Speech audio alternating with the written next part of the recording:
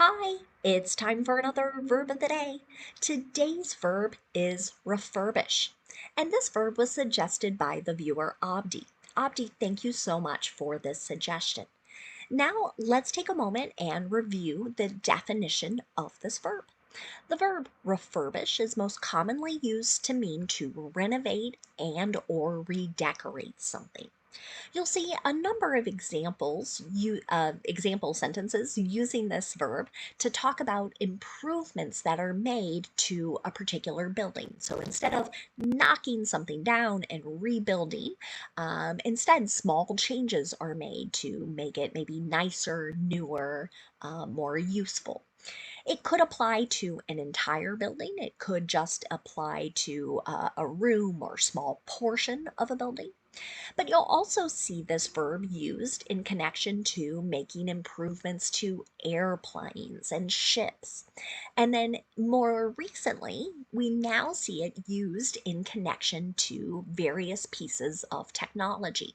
It could be things like cell phones and laptops, tablets, and many other things. But it's this idea of making some changes or improvements and being able to reuse or repurpose them.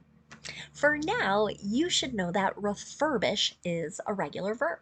If you want to make the progressive form of this verb, all you need to do is add ing, and that forms refurbishing. The past tense and the participle form of our verb can be made by adding ed. Now, our base verb, refurbish, ends in an unvoiced sound. And this means our ed ending is just going to make a T sound. And we're not going to add an extra syllable to this verb when we pronounce the past tense or participle form. It should sound like this: refurbished, refurbished. Okay?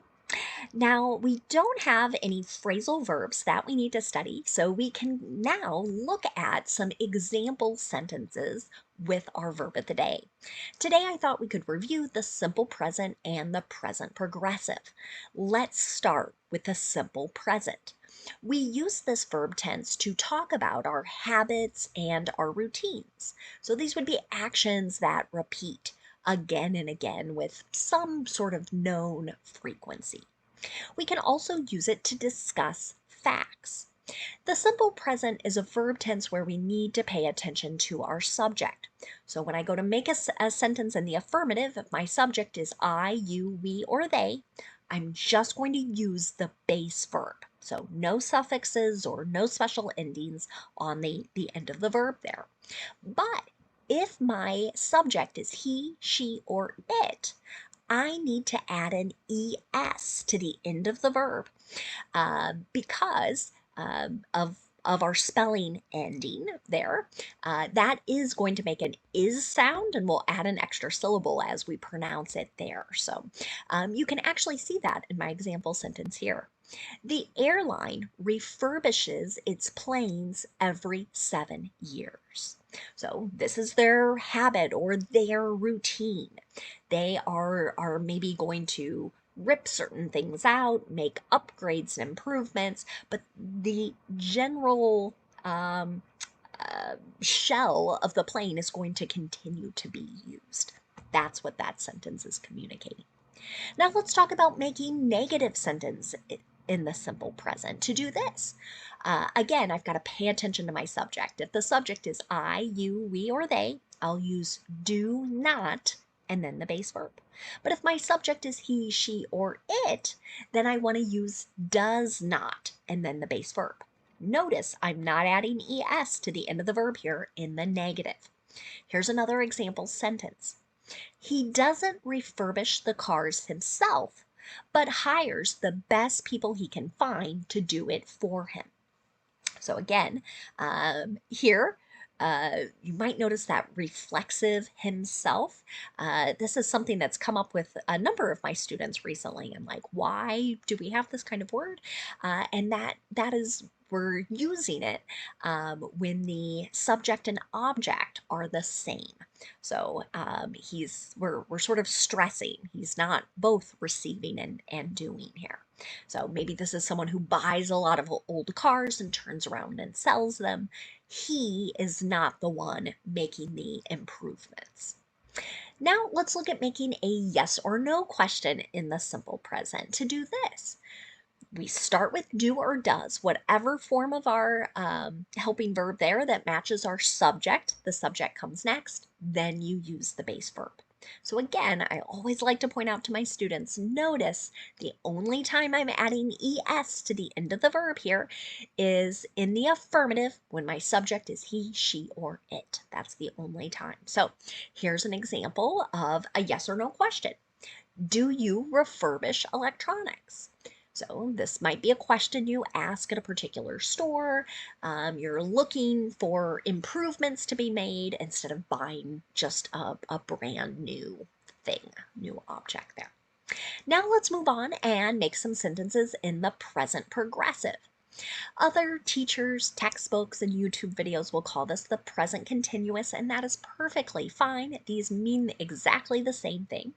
We're either describing an action that is happening now or an action that is in progress during a time period that has not yet been completed. The reason I say present progressive with my students is the two P's can help you remember that you'll need two parts to make your verb. So we'll be using a present form of be, and then we'll be using the ing form of the verb. Now, the present form of be has three forms, so this is another verb tense where we need to pay attention to our subject. So, in the affirmative, if our subject is I, we'll use am, and then that ing form the verb. But if the subject is you, we, or they, we'll use are, A-R-E, and then the ing form of the verb. Finally, if our subject is he, she, or it, we'll use is, and then that ing form the verb. Here's an example sentence. The company is refurbishing, upgrading, and relocating older wind turbines for reuse, right? So this might be this ongoing activity that they are engaged in. So this is actually something that's discussed a great deal. So there's been a great increase in the number of wind turbines or turbines in various areas. And these things become outdated, they're huge, and it can create a lot of waste. So there are other companies now thinking about like how can we reuse these parts and maybe put them in better locations to be able to generate more energy. Now let's look at making a negative present progressive sentence. To do this, again, we start with our subject, then we use our form of be that matches, followed by not, and then that ing form the verb. Here's another example. They clearly aren't refurbishing the hotel despite the increase in rates. So here, someone might be doing a little bit of complaining, right? There are these greater expenses to stay at this place, but they're not reinvesting and making improvements. Finally, let's look at making a yes or no question in the present progressive. To do this, you want to start with the form of be, whatever form matches that subject. The subject comes next, then use the ing form the verb. Here's our last example. Is someone refurbishing the old bank building in downtown? So you'll hear questions like this sometimes as people either talk about or sort of notice improvements and other developments. And again, really the key here is that we're not just knocking something down and rebuilding something brand new, but we're making improvements, but enhancing and keeping that like initial structure that was there. Now, let's spend just a moment looking at some words related to our verb refurbish. And the first word we'll discuss is the noun refurbishment. This noun refers to the renovation and the redecoration of something. So, an example of this in a sentence might be, the refurbishment of the roller coaster should be complete by August. So I saw a sentence very similar to this from an amusement park. kind of announcing that some changes and improvements, renovations were being made to a particular amusement park ride, and they were trying to get people excited about riding this new and improved roller coaster later this summer.